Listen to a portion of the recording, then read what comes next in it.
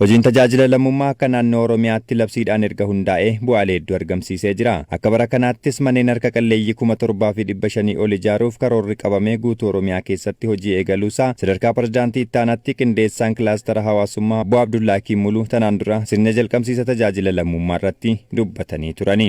Tajaajila lammummaadhaan itti deemaa jirru kun tokkoffaa mana haadha hiyyeessaa suphuuf ijaaruu keessatti mana 7,500 ol guutuu Oromiyaa keessatti hojjechuudhaaf jaarmiyaalee dubartootaaf dargaggootaan hojjechuudhaaf karoorfamee hojjetamaa jira.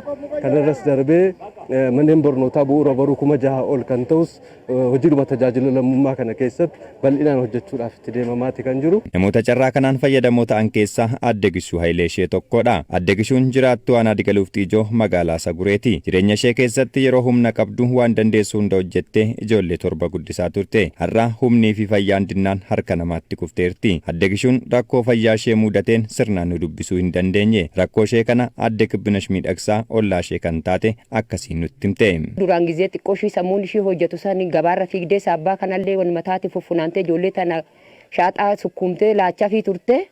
Amma immoo isa sanuu dadhabdee dhibamtee manatti haftee roobni mana nama seessisu. Adde Gishuun rakkoo fayyaa ishee mudateen erga harka namaa ilaaluu jalqabdee bubbultee jirti. Manni ishee immoo irratti jiguun jireenya ishee garmalee hammeessee ture. Amma immoo fayyaa dhabnaa waan itti garagartu dhabde kun amma akkasinitti haasoftu kan sammuun ishiitu sirrii ta'uu dide ijoollee tana wajjin beeloftee dheebottee.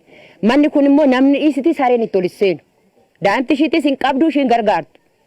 Olluma deemutu bunallee bitee fi biddeenallee kutaaf daa'imti ishiitillee harka qalleeyyiidha muluunu. Adde Gishuu Hayilee ijoollee isheen bara dargaggummaatti dadhabdee guddiste rakkoon nageenyaa biyya mudannaan haadha isaanii dhiisanii raayyaa ittisa biyyaatti makamanii kanaaf nuti immoo hawaasa magaalaa Saguree kakaasne rakkoo ishee mudate kana keessaa ishee baasuudhaaf hojiitti galle jedhan kantiibaan magaalaa Saguree Obbo Muhammad Abdulmaal. Iddoon bultii rakkoodha. Ganna amma lolaan mana keessa jira. Waan ajaa'ibaati.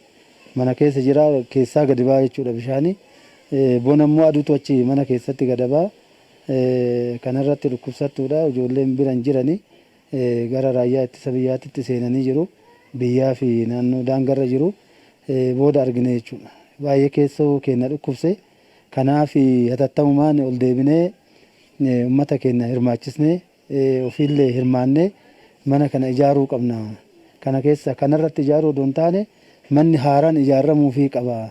Tokkoffaa ilmaan isii biyyaaf gumaachitee jirti waan ta'eef asitti rakkachuun qabdu kan jedhu kana uummata subachiisnee bifa sanaan qarshiis bakka adda addaatti argannee tola ooltummaan manni kana fakkaatu kun yeroo ammaa kana ijaaramee almost naannoo parsantii 85 irra ga'ee gara xumuraatti deemamaa jira. Bara kana akka aanaa Digaluuf Xiijootti hojii tajaajila lammummaa akka biyyaa fi akka naannoo keenyatti labsameen hawaasa harka qalleeyyii hedduu akka fayyadaman gochuudhaaf hojiitti seenne jedhan itti aanaan bulchaa aanaa Digaluuf Xiijoo Obbo Masqalee Miidhagsaa. Manneen harka qalleeyyii kan humna hin qabne kan dadhaban kan deeggarsa hin qabne isaaniif yoo xinnaate ganda mana lama ijaaruudha kan karoorfanne akka amma jirutti gandoota hunda keessattuu jalqabbiin jira.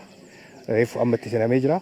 Kanaan alattis hojii tola ooltummaatiin wanti wal qabatu daandii lolaatiin nyaatamu xaraguun jira, sirreessuun jira, riqichoota adda addaa ijaaruun jira. Ijoollee barattoota harka qalleeyyiidhaaf qalama, dabtaraa fi uffata walitti funaanuun jira.